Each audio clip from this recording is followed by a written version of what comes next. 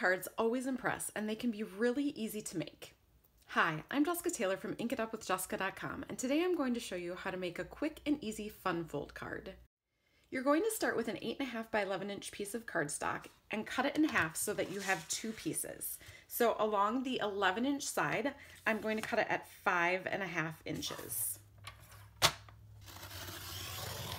So that you have two pieces that are 5.5 by 8.5. You can make two fun fold cards, one from each of these pieces.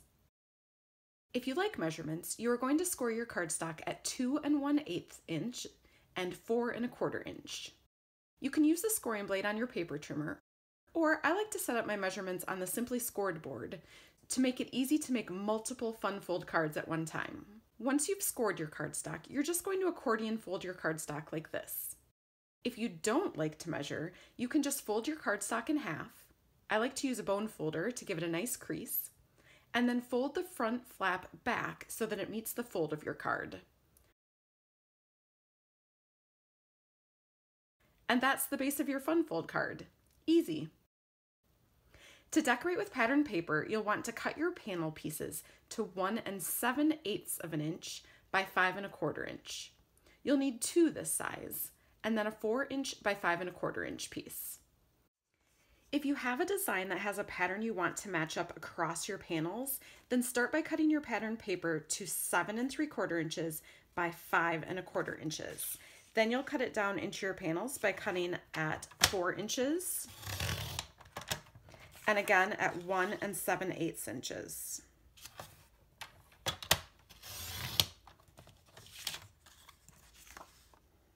Then you'll tape all of your pieces together with your pattern paper centered in the panels of your fun fold card base. The main patterned paper piece on the front is 3 inches by 4 inches, as is the Whisper White insert where I would write my greeting.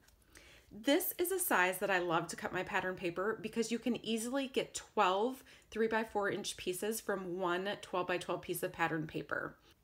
The mat behind my pattern paper on the front is 3 1/4 inches by 4 1/4 inches. And here is the most important part. Only put tape on one side of the back of your cardstock so that you don't tape your card shut.